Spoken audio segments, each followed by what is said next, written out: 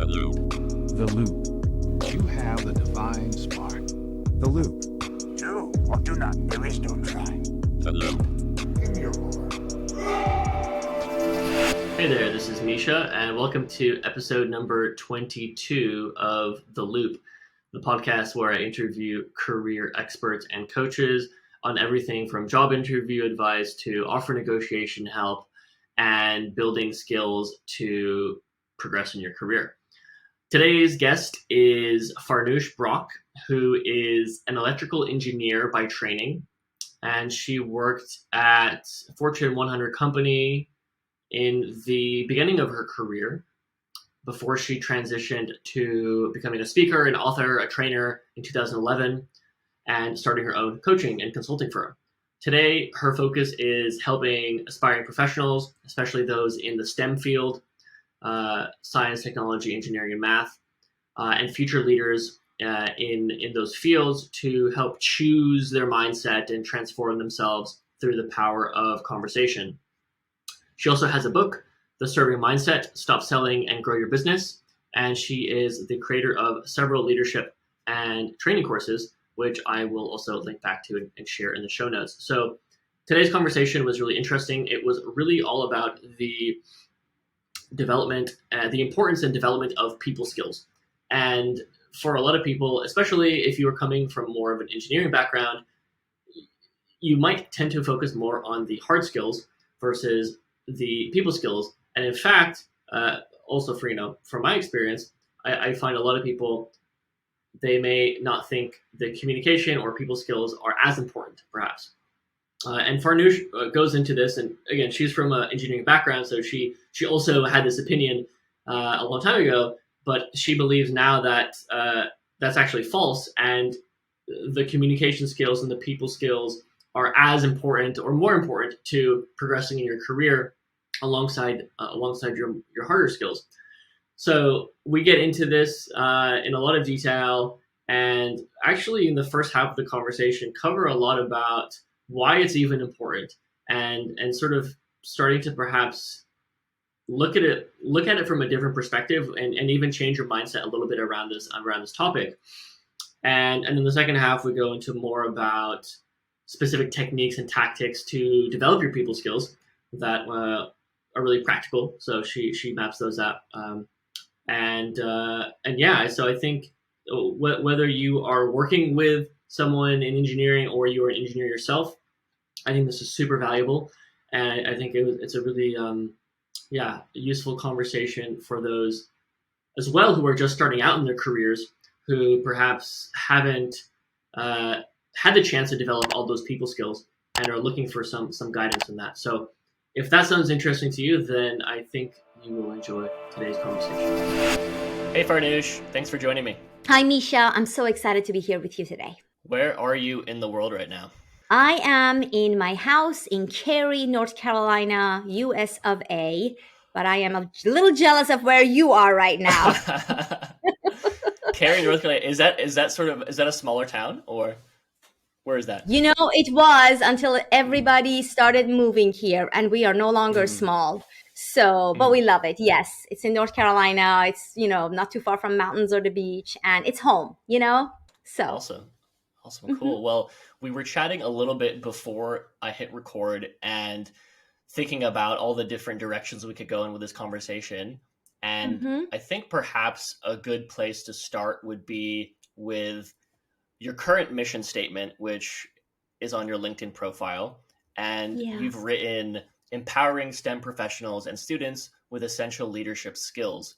So talk to me a little bit about that, why that's important for you right now, and sort of maybe a little bit about your journey and how you got to this current mission statement on your profile. Thank you. Thank you for asking about that, Misha. So I have just executive summary. I come from an engineering background. I spent 12 years in the corporate world as an engineer, as a project manager, and later as a leader manager with teams. And then the last 11 years running my own company, coaching other professionals. And a few years ago, I was approached by a university locally here, Duke University, to help one of their graduate programs with people skills, soft skills. I don't use that term. I use people skills, essential skills that you need if you have been in a technical curriculum to help you when you get ready for work. And I was like, of course I can put together a program. And that one program led to more and more graduate programs coming to us, wanting us to help their students. And all of a sudden I was like, you know what? I want to do this for a lot of STEM schools and engineering schools. And you asked why this is important to me and why this is resonating so much with me. And it's because, so I told you I come from an engineering background. And I was very, very driven as an employee in the tech world. I had very high performance. I had all the certifications, all the skills, and I struggled with advancing in my career, with getting promoted, with going up the steps in the organization. And in hindsight, I mean, I struggled. Eventually, I made it happen. But in hindsight, when I look back, I realize it was because I did not have proficient communication skills, essential conversation skills with my management, with my leadership, with my teams. And because I never learned them, and I'm not talking about just the little communication skills, but navigating crucial conversations, awkward conversations, difficult ones. For instance, how to say no without alienating your manager, how to push back on a no, how to ask for something, ask for help without looking weak, so much. And because as technical people, we don't learn those skills, we avoid them, we shy away from them, we just go behind our computers and do our work. And you can keep your job that way, but you do not advance. You do not get ahead. You do not get promoted as easily anyway. And all of that made me extra passionate about empowering STEM professionals early in their careers with these skills so they don't have all the struggles that I experienced in my career. So hopefully that was executive summary. We can dive in anywhere you like, but I am so passionate about this. And the good thing is when I step in a classroom in front of these engineers, I can immediately relate with them because I'm an immigrant. I am also a woman. There are more and more women coming into these STEM programs, which excites me. And I went through the tech sector. I was in the trenches experiencing this. I'm not talking from theory, like I'm not just a leadership coach telling them how to do this. I'm like, this is how it's done in the tech sector. So I am really excited about relating and connecting with them and then demonstrating exactly how to have these skills when they get to their jobs. Very clear. Yeah. I think it's good to emphasize there that you have the lived experience of what you're talking about. And I imagine like if I went into a classroom full of like engineers, I would not really fit in because I'm not an engineer and I'm very much like a sales marketing sort of it's not your sort of space person. And so it's not my space. So I think, it's really powerful that you've sort of lived through that. You know what it's like to struggle through that. And you also mentioned something interesting, like you don't like the word or the term soft skills, because I guess it sounds a bit soft or something. But what's your beef with that term? It diminishes the importance of those skills. And if you talk to tech people, they look down on soft skills or business skills because they think it's below them to learn those skills. Whereas if you call it essential people skills, and anywhere that you have a career, you work with people. You are part of a team. Even in a solo project, you have partners, clients, managers, peers. And so if you don't know how to build trust, how to build allies, how to communicate and ask for help and give help and all of that in those relationships, well, you're not going to be as successful. So I call it essential people skills because the soft skills term diminishes how important and crucial those skills are. Yeah, that makes sense. You said something in the beginning there, like a lot of people in tech or a lot of maybe STEM professionals, people that have a more technical background, they don't put very much importance on people skills. Like can you give me an example of that? Because I'm trying to think like, what is that? How does that play out in reality? Yeah. So I'm not proud of this, but I'll share a story with you. When I was going through electrical engineering school, Mhm. we would make fun of marketing and sales majors because we're like, oh, they're just partying, and that's not a real degree, is it? Like, what are they doing? And we are trying to solve impossible math problems, like impossible. You just couldn't wrap your brain around it. And Mm. that was immature, because then you enter the world and you realize those skills that they teach in the other areas are actually helpful. And you need to work with people, even if you're an introvert, even if you have culture gap, language barriers, and a lot of us do, and that's okay. If you tell yourself that I'm going into engineering because I want to just sit behind my computer and code all day, I don't want to work with people, you can keep a job, and that's fine, and maybe that is good enough. But if you want to go out there and make an impact and go up Mm. and have visibility and get the platform, the voice, the influence to advocate for your ideas, you need not just good, but excellent people skills. And you are kidding yourself if you think you can get by with great technical skills. And I don't care how great your technical skills are. You just Mm. can't do all of that without communicating and building relationships and building rapport and trust and all of that. So Mhm. I believe for those driven people in the tech world, this is an essential skill. And again, it's not everyone. Like I said, there's a fraction where they're perfectly happy just having a quiet job. There's nothing wrong with that. My husband's probably one of those. If I hadn't pulled him out to come work in our business, he would have been perfectly happy, never getting promoted, like having a job, because that's all he wanted out of his career, and nothing wrong Mhm. with that. But me, on the other hand, I wanted to become like senior vice president. And Mm. there is a lot of different layers of skill you need to build and demonstrate in order to do that on top of your technical skills. Yeah, that makes a lot of sense. And I'm trying to think, this is probably not a fair example because it's an Mhm. extreme case. But when I look at someone like, let's say Elon Musk, it's a very easy example. Like Uh-huh. he was a pretty terrible public speaker, and then I think he's gotten better over time if you watch his videos.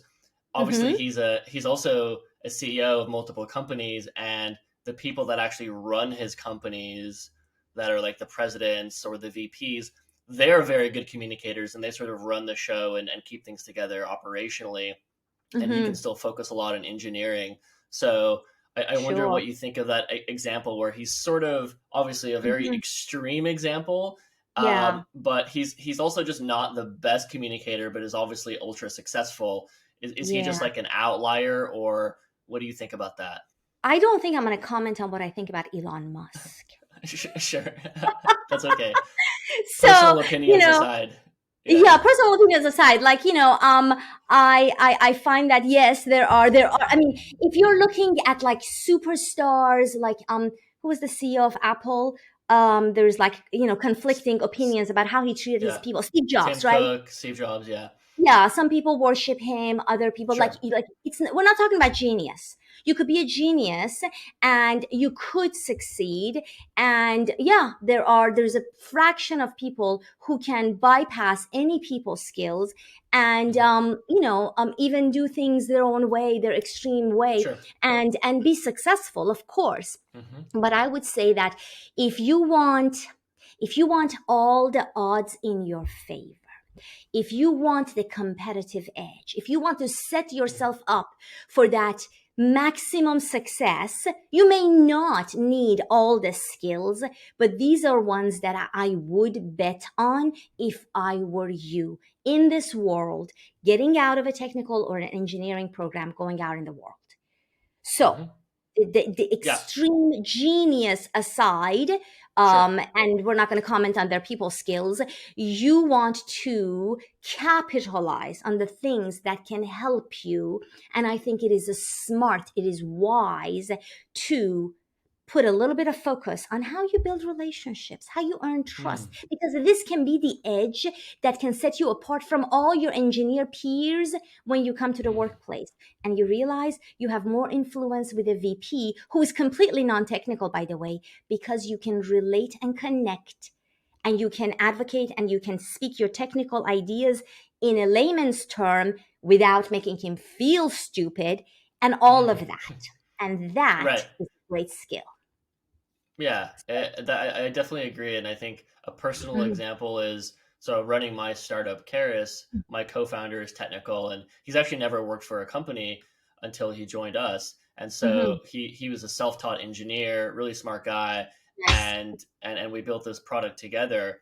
But he very much falls, I don't want to speak for him, but like I've observed him fall into that category especially when we first started out working, when we'd be hiring a marketing person and doing some marketing activities, and his stance would be sort of like, well, why are we spending money on this? I don't really understand it. I don't really trust these marketing people. I never know how to talk to them. And so it was like very, very much in line with what you're saying. Like that was just his perception of marketing was like a bit icky, and like just focus on the product, focus on engineering, and everything will sort itself out. And yes, it's true to some degree, but not, true to some degree, not fully. So yes.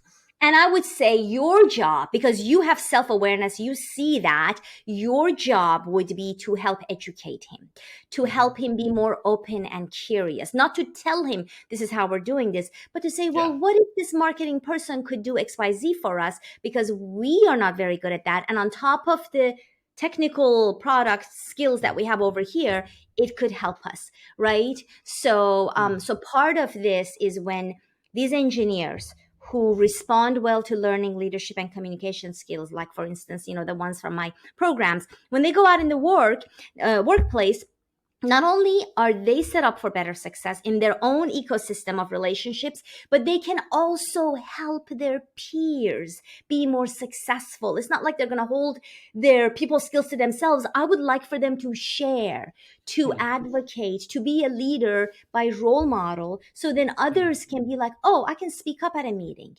I can be respectful and still say no. I can ask for help and still not appear weak or like I don't know what I'm doing. And so I'm hoping that it's going to spread. So if we come across people who are close to those ideas, we want to educate them. We want to help them. We want to help them be more open and curious to different ways of thinking, if that's going to serve us all better. Sure. Yeah. So let's talk about some practical examples then. So I don't know where you want to start with it, but we have like, obviously a lot of university students that you're talking to, and they're sort of getting into their first job. So maybe we could start there. Like, what are some of the misperceptions there, and like, what are the sort of conversations that you have with them that are maybe eye-opening and maybe shift their perspective into realizing, oh, okay, this sort of people skill, whatever, is important, and this is maybe how I develop it. Yeah. Let me think. What examples? Because, we cover, like I start with talking about mindset. And I know it's a little bit abstract, so I try to make it as tangible as possible. And I talk about my personal experience, which I only saw in hindsight, Nisha, which is I worked really, really hard when I entered my customer support engineer role. The first 5 years I was at Cisco, really hard. And I dreamt of having this technical lead role. It was like this coveted role. This team lead did everything. He had more stock options, more visibility on the team, closer to upper management, what have you. And you had to basically be recognized and promoted to get it. And I did everything that I could check off, the top certification, the top performer on the team, working on weekend shifts, what have you. But in my mind, I never closed the gap that I can be that tech lead. When I thought of the role of tech lead, I always only saw Bill, the person who was in that team. And even though I wanted it, I was going for it, in my mind, I didn't see myself as qualified enough. Like in my mind, I had disqualified myself. I hadn't closed the gap that is possible. So I had this fixed mindset that this role is only available to certain people, but I'm really going to work hard to get it. And so if I could tell you one thing, it's that, first of all, if that is what you want You need to see yourself having that role. You still have to close the gap on skill, on all the checks, on all the criteria, but you have to really see yourself stepping into that role, doing the job, being savvy enough to do it well. And so it's really hard to do it without being open to it. And I see a lot, and it's part confidence, but also part being open to possibilities. And some of it comes with maturity. Like you work a few years and you realize, oh, the people who are doing your dream job aren't half as qualified as you. Oh, okay, maybe you could have that job too. It's true, happens all the time. Right. So part of it is confidence, part of it is maturity and experience that makes you be more confident and more courageous. But I want you to get there before years have passed.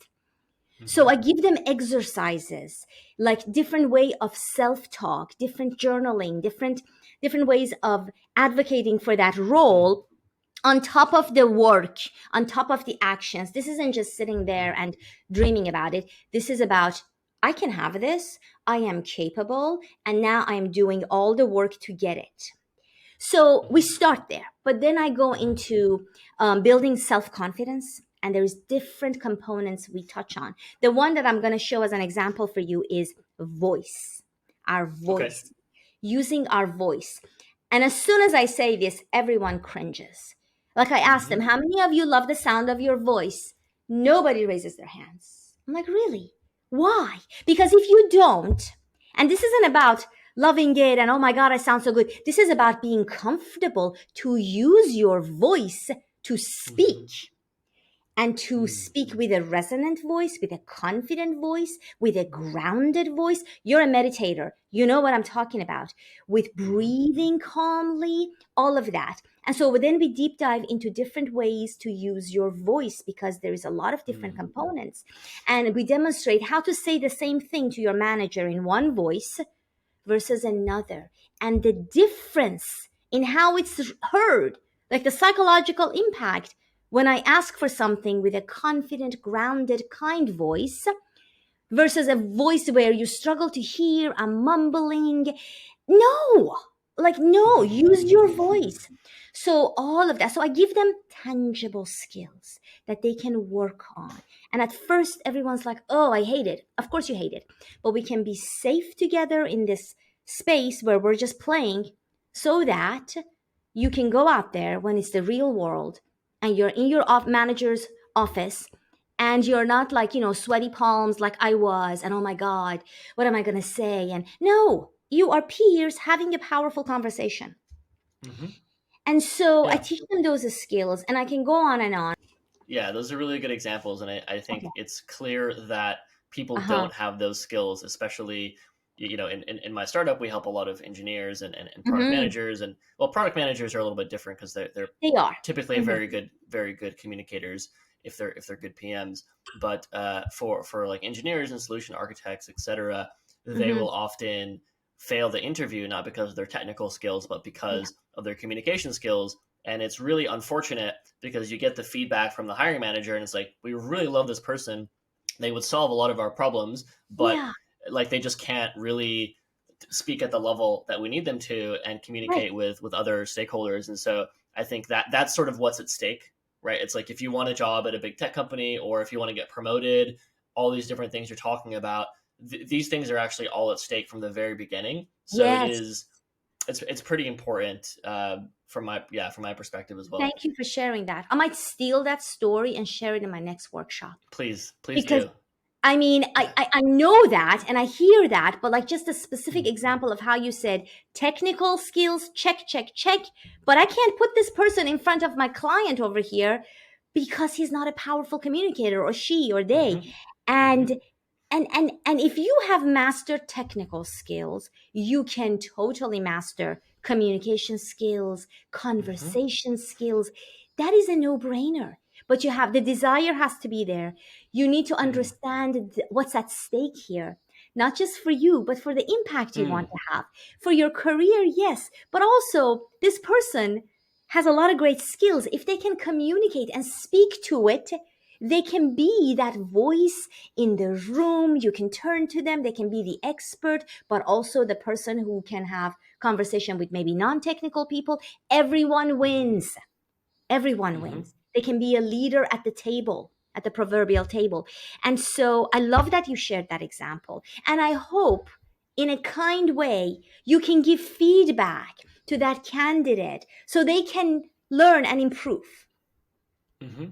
Yeah, absolutely right. And I think a Yeah. lot of people will, not to talk about jobs too much, but a lot of people will Yeah. go through this experience once or twice and fail multiple interviews. And then they realize, like, okay, there's something wrong. What am I doing wrong? Like, I've, Yeah.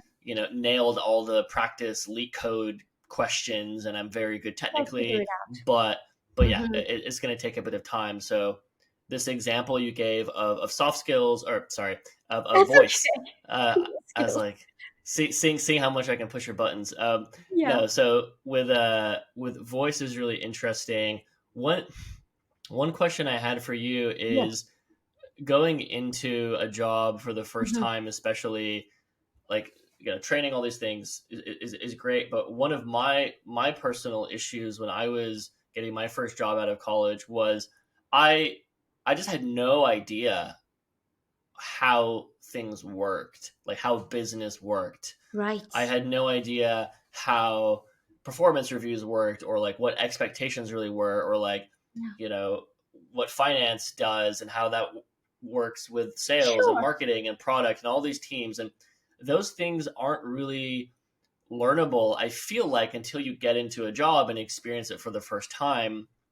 But what do you think about that? Do you find that there's a lack of confidence, because of a lack of understanding and a lack of experience, like not knowing like what's going on, or is it less about that and more about these like individual sort of skills Hmm. on communication, which is sort of what you're talking about? Yes, yes. A long question, but I think I know what you're talking about. And I think it's a really good point. I've never been asked that. So that's a really good question. I think, and I call it kind of like connecting the dots in the ecosystem. So you're in this Okay. academic environment. Number one, you're transitioning from this academic environment to the workplace environment, completely different environment. And I talk about, how you want to be a leader from day one in your environment. But you have this Hmm. ecosystem, and there is you, and there is the immediate circle of the team around you, the people you most frequently work with. That's pretty Hmm. obvious. You get on board, you get to know your team, and there's a supervisor or a manager. Mm. But the real work comes when you get to connect the larger circles and the dots. And ideally, not just how the organization works and then the company within all the organizations, which is good for you at a high Mm. level, but also second level, which is more interesting, how your work, your project, your impact, Misha, goes beyond hopefully your immediate team, right? Like Hmm. hopefully it goes and it impacts cross-functional teams, and over time Hmm. maybe outside organizations, and maybe you can Mm. even have a larger company effect, or I don't know, you go to conferences, industry effect. So understanding how you connect the dots, how you fit in, how your team fits in, how the project, the work fits in. Yes, and that varies drastically from company to company, industry to industry. So you are right in that you need to get there to then Mm. be interested in that particular environment. Yes, Mm. but not knowing so much. You just don't know what you don't know. Mm. And then there's things you know that you don't know. Do you follow me? And Yeah, there's all of you that. don't know And what you don't know. Yeah, yeah, especially. and so you're in this new environment, and there is an adjustment period. So that's Hmm. that's the case for everyone. What I try to Hmm. help them with is being confident enough with the not knowing and the learning curve, but also being confident in who they are, in the value they can bring, Hmm. and showing up with that confidence as a leader from day one, even as they are learning the things they don't know, as Hmm. opposed to going in and looking like they don't know what they're doing and Hmm. feeling lost and being overwhelmed. Do you see what I mean? So it's a different attitude, it's a different approach, it's a different mindset. Right. But everyone on their first year or the first few years you enter the new company, you don't know who does what, especially with all the changes. So it's okay, but it's just that attitude of, okay, I don't know, being open and curious, like we said earlier. What can I learn from this person? How does this team connect to ours? How does our project benefit them? What is the tension here or the conflict here between this team and that team? And giving yourself that space, and then using different strategies to have conversations, to educate yourself, what have you. We're not getting into that, but I feel that it's okay not to know, to give yourself that grace. You're going to figure it out. People will help you. Most people want you to succeed. There's always the exceptions. Stay away from them. But you also need to be a leader and confident in yourself, and not be this person who's so overwhelmed and stressed. That's not only unattractive, I will just say it, but it's also hard for you to build trust and to make a good impression. So you can be confident and still say, I don't know. Can you help me? Yeah, absolutely. I think a lot of what you're saying also is that, I mean, just at a very basic level, like, this is actually important. And like all of this is actually important. And I think a lot of it, like you said, it's not it's literally not rocket science like some people are studying. These are things you can learn, but the mindset that you were discussing in the beginning is like realizing that this is even something I want to do. This is even something worth focusing on. And I think once you decide that, once you realize, oh, okay, yeah, maybe it's worth investing in becoming a better speaker, or learning how to adjust my pitch and tone so I don't sound like a robot or whatever, then you can just do those things, right? And I think that's where you're doing a lot of work with students directly to help practice and go through all those scenarios. So I think just that foundation of believing, like, oh yeah, this is actually important, let me focus on it, is pretty pivotal. Yes. If the students leave my workshops just with that self-awareness and an interest in leadership and communication skills, I feel I've done my job. They are not going to remember everything, and they may go back and reference the material. But if they remember in their mind that even as I build my technical skills, and they're going to grow the technical skills over time, that never ends, I should also pay attention to my voice, the way I have my conversations, the way I show up and approach people and build relationships. Just that awareness, that is a great wake-up call, which I didn't have. And I think that alone can help them just do better by intuition even. Like, a lot of us know how to do better just by thinking about it and having a desire to do better. It's not like you have to go figure it out or get coached on it. A lot of us, if we really think about it, how could I have more influence in this conversation? Well, maybe I should speak slower. Maybe I should, be more confident in my voice. Maybe better eye contact. Maybe prepare more, clearly advocate my ideas, all of that. So just paying attention to this alone, like, pay attention to the way you speak. Listen to the sound of your voice. And that alone, you're going to be able to help yourself. So how do you do that? How do you, so you mentioned a few exercises, and I want to tease out something more practical for someone that's listening to this. What are other exercises or ways that you can get comfortable? Well, first of all, get comfortable with the sound of your voice. Maybe doing a podcast, one example, but other ways that you can do this as a starting point.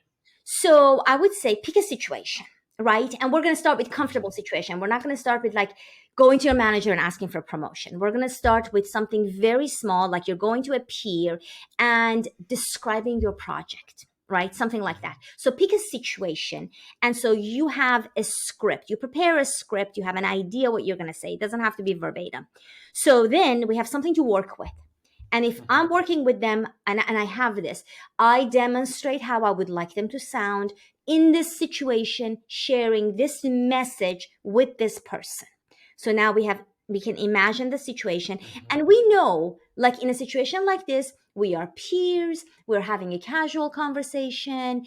I don't need to be like super confident. I'm not getting up on stage. So we adjust to that. And then given that situation, we are going to have either another person, if there's another person to help you, or you record yourself and you go through your script and you really imagine yourself in this situation. So, John, I want to tell you about my project. That was the plan for our meeting. Is that the plan you had in mind? Great. So we validate and I give them these pointers to go through the conversation. And then, so here's the breakdown. These are 5 things I'm doing in my project. 1, 2, 3, 4, 5. I can go into any detail you like. I'm working with this person and we are targeting this deadline, right? I have them do very clear description, high level, building it up and then going down into detail, as opposed to what engineers do, which I used to do. You start in the middle. You assume everyone knows everything about your project and you're like, and we're like, what are you talking about? Set the context. Prepare me, bring me along, tell me a story. And so, and as they're doing this, voice, you wanted to know for voice. As you're doing this, listen to the sound of your voice or have your peer listen. Is it clear? Are you enunciating? Are you talking too fast or too slow? Do I have to strain to hear you? I should not have to work hard to hear you. It has to be the perfect volume. Are you pausing? Are you allowing me to interject? Is it friendly? Is it compassionate? And is it confident? Right? There's so much that we can do with that. But even if we just focus on one, like, are you being clear? Just go with that. And that alone gives you an edge. How many people are clear communicators? Like, really, this is not the norm, and it needs to be the norm because so much money and energy and time is lost with miscommunication, right? Oh yeah. And then we have to go In back and many clarify. situations, yes. Like, who has Yes. the time? So that alone, like, we can go deep in the exercises, but even if you're doing it solo, like I said, record yourself. Imagine you're in a conversation and then sit back and be an observer. It's really uncomfortable, but do it anyway. And you're like, you know what? I could probably sit up taller. I could probably smile as I'm talking. I don't need to frown. And just observe yourself and give yourself pointers and then do it again and again and again. Like, I'm Yeah. crazy about, my yoga practice. And people look at me and I do advanced stuff. And I'm like, do you know how many hundreds of times I've tried that pose to get here? Hundreds, again and again and again. That's how you get to mastery. But even proficiency, again and again and again, until you're really happy. You're like, I sound good. And that is going to help you be more successful. Just feeling good in your body, in your voice. You're going to use your voice more. Absolutely. Yeah. I've got a bunch of questions and ideas that popped up Okay. from that. And one thing I'll just plug is actually my friend Varun. He runs a startup called Udly, and I'll share it with you. It's a YOODLI.ai, and it's a platform where you can self-record a video of yourself speaking, and then they use AI to give you feedback on tone and pitch and volume and speed. Wow. And they also have a lot of analysis of like famous speeches by like Steve Jobs, et cetera, and sort of analyzing how well their speech was in comparison to yours. So it could be actually pretty useful just for anyone, really. I mean, it doesn't matter. It's a pretty cool tool. Yes, for people who are self-learners and they want some help. Absolutely. Yes. Yeah. Good deal. And it also brings to mind the importance of this in work. Yeah. But I was training to be a manager when I was working full time as a recruiter, and in the management training, we had role plays with different scenarios where you'd be giving feedback and having, maybe laying someone off or having these sort of difficult conversations. Yes. And I remember one of the conversations in this role play, I was the manager, and then there was my teammate playing the role of someone that was upset. And in the very first minute of the role play, she just starts crying. And it's like, I'm so sad. Like, well, I'm like, what do you do? Right? Like, how do you respond to this when someone just sort of breaks down in front of you? And so obviously there's some skill there of sitting with that emotion, and there's empathy, and then there's listening, and there's clarifying, and like, what do you do next? Right. And that may seem specific to a manager in this case, but really there's so many scenarios like this where you have to talk to people and something happens, you're trying to communicate, It's a difficult conversation, and I found that to be a very difficult exercise. I was pretty flustered. I was like, "Oh my gosh, are you okay? Like, what do I do?" Yeah. And then we did it a few times, and then you learn to be a little bit more comfortable in these scenarios. And once they do happen, it's like, oh, you sort of kick back to the training and you default to Yes. like, okay, I've been in this situation before or something similar. And then it's a lot easier. You don't even have to think about it, right? It's just sort of already a bit learned. Yes. So Yes. learned. Yes. So yeah, that sort of came to Yeah. mind. Yeah, let me just make a comment on that, because we do some situations where I teach them. We do a role play. I do lots of role play with them Hmm. where they Nice. are slowing down a manager who is in a rush. And I Oh, am that's a good teaching one. them, yeah, right? Like the managers are like, gotta go, you got this. And I am teaching them how not to close a meeting without coming to agreements on next steps, right? So that we save everyone time and we know exactly what's going to happen. And so I teach them the exact language, and they are so uncomfortable because they know, like, I'm sitting there, I'm a manager, I'm like, I got to catch a flight, I'm leaving. And they have to slow me down in a way that's not bossy, in a way that's respectful, but also firm. Hmm. Like, I'm doing this slowing down. 30 seconds, I need to make sure we're clear on these steps because it's going to benefit all of us, because it's going to help us have a successful project. And those are not the words, but you know what I mean? Those are some scenarios where you have to step into the discomfort and step into the leadership in that moment. And Hmm. 99% of people, especially engineers, will back away, shy away, not say anything, Hmm. and just fester with that emotion and not be happy with it. But they would rather do that than not speak up. But if you learn to just be uncomfortable, but still be a leader in that moment, be respectful but Hmm. firm, be compassionate but firm, and learn this skill, the confidence it builds you, the way that you feel when you hit the Hmm. right tone, right? That's going to do you so much good in your career. And the impression you make on that manager in that moment, you are basically being a leader in that moment, more of a leader than them. And I Hmm. think it's, for the right person, it'll be humbling. And of course you have to be very delicate. You're going to have people who are still going to push back. Hmm. That's okay. You need to be a leader. If you're leading that project and that meeting, you are still Hmm. responsible for getting the actions before you wrap, especially if that time was allotted. If you are going over, different story. Do you see what I mean? But if someone's Yeah. rushing off Yeah. beforehand and they committed to you, you need to get them to remember that commitment and get your I time. love that. Yeah, that Yeah, happens a lot.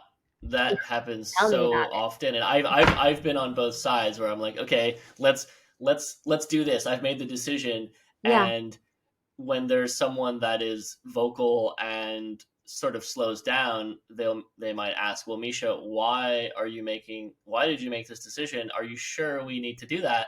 And oftentimes, maybe I haven't reflected on it. Maybe I'm like, oh, I don't know. No one asked me. Let me think about it. Okay, good point. We don't need to do it. Let's I move know. on. Right. And I'm And glad you you're just like open to wait. it. You could have just wasted all this time, right? Yes, So yes, I they think if I challenge don't have you. someone do that, then That's why you have a good team. I know. I get it. And you're yeah. open to that. A lot of managers are closed, and I want them to help educate the leaders when Mm. they step into those companies without crossing boundaries. Like, we're doing it respectfully, but we're also challenging the way things are done if they're not done as effectively and efficiently, because that's part of your Hmm. job. Everyone gets Hmm. affected. So I love that you were open to the challenge, and everyone benefits. Yeah.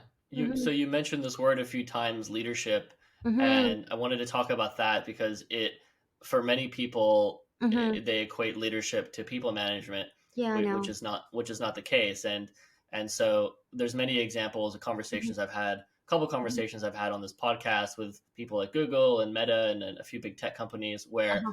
part of their values and expectations is for everyone at every level to show leadership. Of course. And it's interesting, like with the example of Google, Hmm. oftentimes someone that's like a director or VP or that has the title, people will just look up to them naturally because Yeah. they have those titles. Hmm. But then oftentimes, if you have someone that is just coming in as like a junior software developer, they may be more in the data. They may be able to see things a bit more clearly, Sure. and they actually have more opportunity to show leadership to impact really potentially big decisions Yes. if they're willing to speak up. Yes. And that's you have all these situations where that has Yes. happened, and you'll have like one of these big Q&As on Fridays, right, that Uh-huh. companies do, and the engineer will like call out the VP at Netflix, and they're just like stuttering, they're like I don't know, and it's like embarrassing for the VP, right? But it's super important, like, and how much better is the company because of that Yes. person that was able Yes. to speak up. Yes, I love all of that.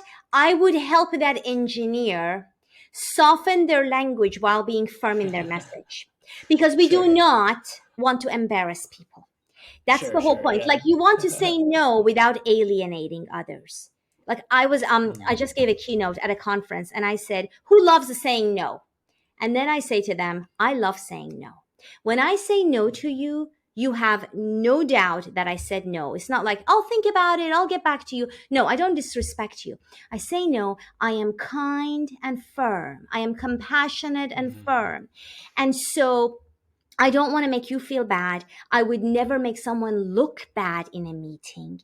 So you don't want to be, and this is important for engineers, you don't want to be the smartest person in the room and say that you are. No, that is not serving everyone. That is not leadership. That makes it about you. You need to be kind, even as you are saying, Mr. Netflix VP over there, may I challenge you on this idea? Because here is what my data shows. Here is how I am seeing it.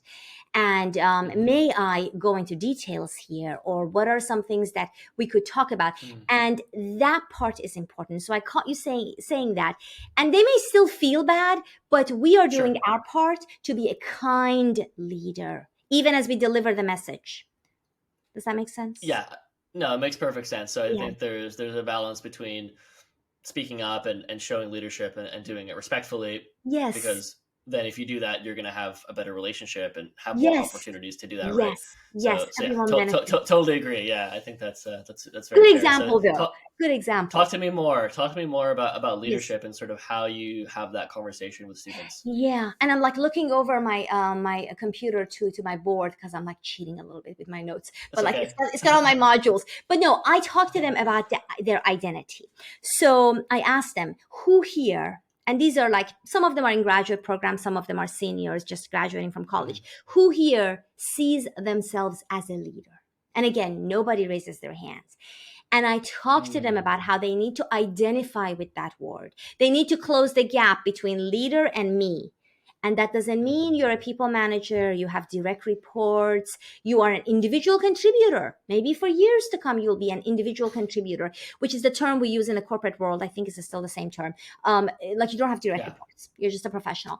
But you are a leader. You lead your projects. You lead your schedule. You lead your boundaries, your relationships. You lead the conversations or the meetings you're in charge of. You have to see yourself as a leader. And then how do you be a leader? So once you embody that in your experience, once you want to show up as a leader, then we talk about the how. Well, these are some of the skills for leaders. This is how leaders speak up or advocate for others or show help, and all of that. But this idea that a leader is over there and I'm over here, no. You can see yourself as a leader. You could be a budding leader, you could be a brand new leader, you can be a young leader, emerging leader, whatever. But I want you to associate the word leader with me. And that alone takes a little bit of, okay, sure, maybe not. I don't think so. Like, there's a lot of resistance because we think we have to be all this in order to be a leader. And it's really just about, how we want to help others and have our impact and do our work. It's really simple. Like, it's really simple. And it's really important that we have people who go into the world and they be leaders, because we need them. Like, we need these young leaders to go out there, solve problems, help others, be kind, change values, change cultures for the better. From day one, please, not in 10 years when you're like older and wiser. And so closing that, and it took me a long time to close that gap for me. Like, I would look up to these vice presidents like they were gods. And, they had the title and, the gravitas, what have you. But so I was doing a lot of good work too. So you don't want to disqualify yourself and diminish the work you're doing. It's about, being just who you are and feeling good about it. And that's called a leader. So we talk about that. So there Yeah. is the mindset. Does that make sense? Did I get too Oh esoteric yeah. on you? No, not at all. Not at all. I think it's very clear. And you mentioned this a couple of times where you had these realizations, or maybe one realization or multiple realizations, where you look up to a VP or someone in business, and then you realize like, well, actually, I mean, they're pretty nice, they're pretty smart, but like, there's no reason that I can't do what they're doing right now. And it often takes quite a bit of time and like work experience to realize that, where you've interacted with enough people to realize like, well, wait a second, like, what are people actually doing here? Like, no one knows what's going on. Everyone's stressed out, and it's just, like, I can do this thing too, like if I just put my mind to it. So I think, again, it goes back to this mindset of like, as long as you believe like, okay, I think a leader's a people manager. It's like, well, no, I don't believe that anymore. Actually, leadership is all these other qualities. I can Yes. be that right now, Yes. or I already am that. Yes. So it's very mindset. It feels like very mindset Yes, focused. yes. Anybody could be a leader. You have managers who are leaders. You have managers who are not leaders. You have Mhm. CEOs who are leaders, some who are not.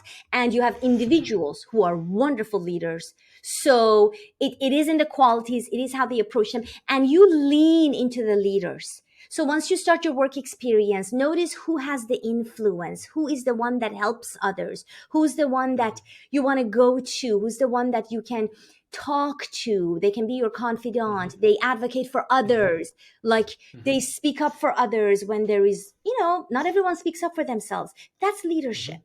And you can learn from them. So I think it's really, really important to like think about yourself that way and give yourself that permission to be that, because it's going to help you help others more. This isn't even about you. This is about empowering you to do your work well, because we need each other, right? Hopefully we learned that in the pandemic. I know I did, all over again. Like, we really need each other. And when you see yourself as a leader, then you're like, okay, it's my job to not just succeed, but also help my team succeed and my clients succeed and my poor manager over there who doesn't know what she's doing, for her to succeed, right? Like, you'll realize once you see yourself as a leader, you can help a lot of people. Does that make sense? Yeah, no, absolutely. Everyone I think you can wins. have a very big influence that way, Yeah. and it also feels good. It So feels good. Mm-hmm. I think part of it is like serving others, and this ties into. To be honest, I have not read your book yet, but I know that you've written a book. But Yes. I think you this is in the title of your book about serving others. Yes. Yes. I'm And actually can written you 4 books. tell me about that? Is Yes. it like you've written? Sorry, you've written 4 books. Yes. Okay, This is the one so I'm most this proud is of. your okay, most proud of, or most recent also, or Most recent, I'm most proud of. Yes. okay, Yes. awesome, So, awesome. but yeah. So Tell me the about it. serving mindset. So stop selling and grow your business. Originally, I wrote this Mhm. for tech founders when I was first writing the first Oh, draft. cool. For I should tech read it. founders Okay. who so you're technical but you hate selling.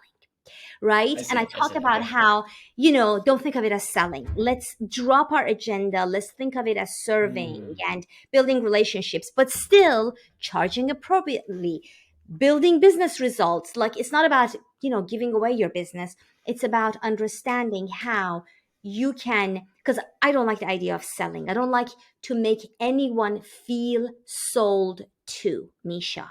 No one wants to be sold to. Everyone wants to buy, but no one wants to be sold to. And if we can understand that distinction, especially as tech people, because we just do not like selling.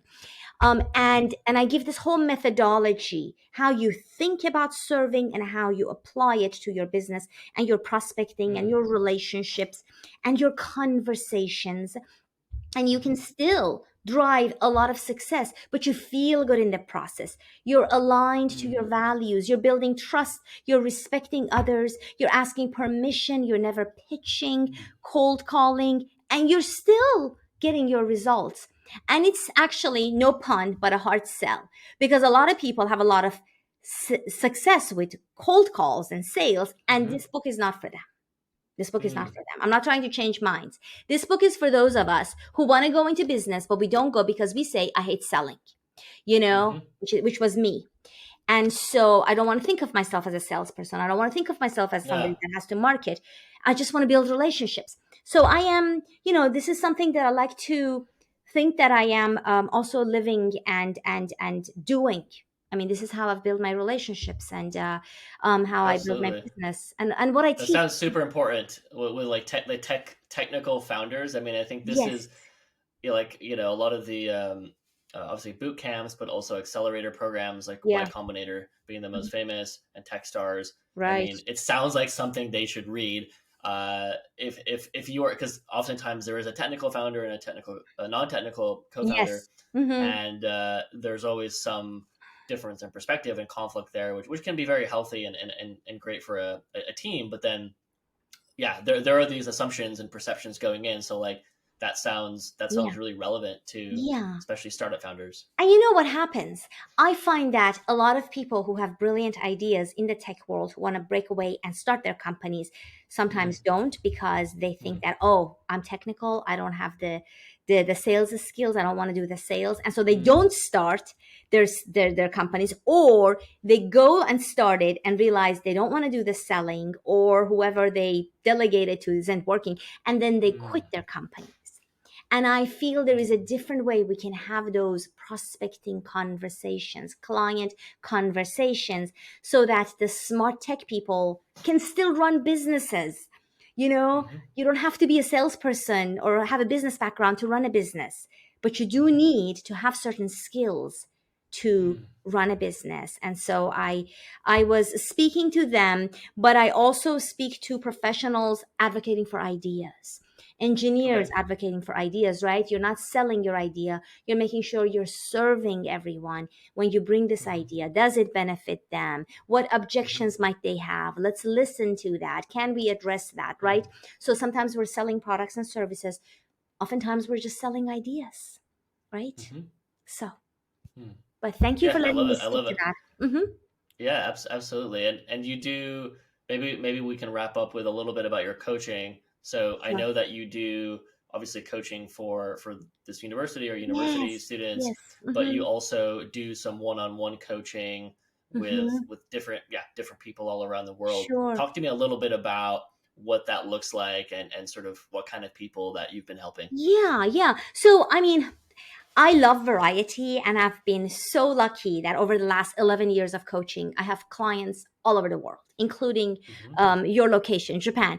And I have worked with business owners and entrepreneurs, but mostly professionals navigating a corporate space. They tend to come to me, and it's not just technical. It's just any professionals, a lot of women, people who are in a big organization, and they are not advancing, they're not getting promoted, they're not able to just have that fulfillment, right? And they may be in transition from another company. We know that the whole great resignation and the great reshuffling, all of that has definitely impacted the US a lot, and it's still ongoing. And so I help them really like get clear on what it is they want, what it is that's the right fit for their lifestyle, their values in this phase of life, because even that changes. And then to build a career around that, as opposed to have a career and then build a life around it. And sometimes you can't have the luxury of that, but I feel that you can have a lot more than you think. You can claim a lot more of your values for yourself, boundaries for yourself, while still being successful in a career. You don't have to work 60, 70 hours a week in order to have the life. I hope we're getting away from that. I see people getting away from that. And I think it's important that we do, because we need to sustain our careers for decades. And workaholism isn't attractive. It's just not a good idea. So then I work with them, but I also help people who are, just navigating the critical, crucial, difficult, delicate conversations. And I love that, or different situations. And I think that avoiding them is really what most people do, and then they are stuck, like not having Yeah. performance conversations, you mentioned that, with your manager, and not knowing how to have it and always avoiding it. And then 10 years later, you're like, why am I not promoted? And I'm grossly underpaid, by the way. Well, okay. And you can still address it, But if you address it proactively and be a leader and be a communicator, you go so much further. And we're not just talking money. The money is good, but it's how you feel about yourself, which at some point in your life you will realize it's the gem, the golden thing, that you feel good in your body about the work you're doing. And yes, you're also successful. Because few people can say that to me. When they come to me, they all feel unsuccessful, stressed, unhappy, anxious, confused. And we need to feel good. So, what needs to happen for you to feel good? Anyway, I can go on, but I'm going to wrap. Yeah. And what else would you like me to share? No, I think that that's wonderful. I think you've, yeah, a lot of what you said there, I believe, is sort of shifting the way you're looking at things, right? And I think oftentimes when you just see things, it's like you see, obviously there's like Buddhist painting in the background, but there's like the Buddhist story. It's quite famous. I mean, I think there's different versions of it, but you're walking down the street and you see a snake, and so you're just like panicking and freaking out, and you stop, you freeze in the moment, like, what am I going to do about the snake? How am I going to get away?